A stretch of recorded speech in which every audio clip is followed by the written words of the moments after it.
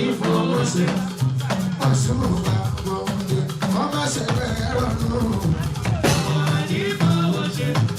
ẹni tí ò ṣe bí ara olóyìnbó òṣèlè ṣe bí àtẹ̀bọ̀ lọ́nà táwọn bá àyíndé owó àyíndé owó àyíndé owó àyíndé bàtà alágogo lójúlójú àbẹ̀yìn ọ̀rọ̀ òbẹ̀lẹ̀ ọ̀bẹ̀lẹ̀ mọ́ olùlọ́lẹ̀ òde kàrálẹ̀ àyíndé owó ọmọ nípò ṣe àyíndé owó.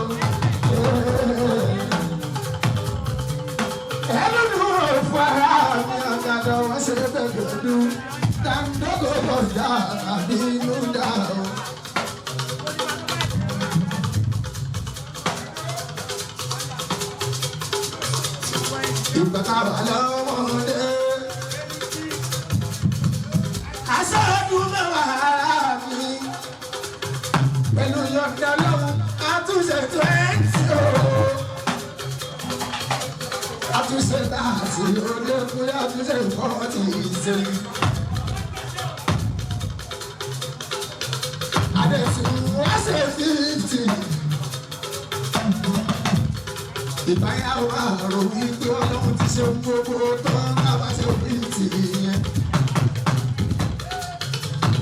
Ìjọba mi máyẹ̀kú ṣe 50 lọ́jọ́ sí àrùn ọlọ́run ti ṣe gbogbo nǹkan tán. Àṣẹ́kọ̀ọ́ sì ṣe náà tí o.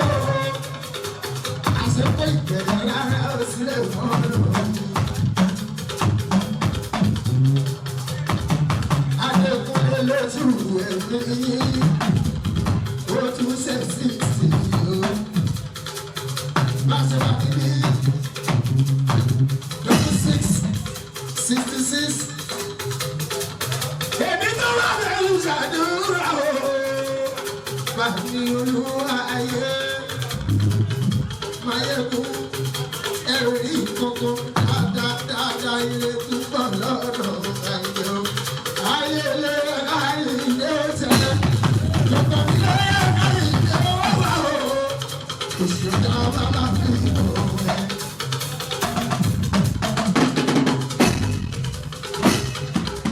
Ayé lé ayé tẹ̀lé lọ́kọ̀ mi lé ayé wá o.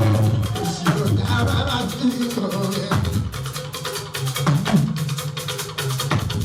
Èèyàn dúdú lè mú àráyé mọ̀ sá o. Ekule èèyàn dúdú lè mú àráyé mọ̀ sá o.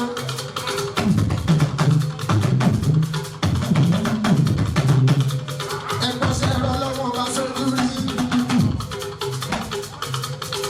Ẹni lọ́wọ́ bá bá kẹ́ ilé ayé mi.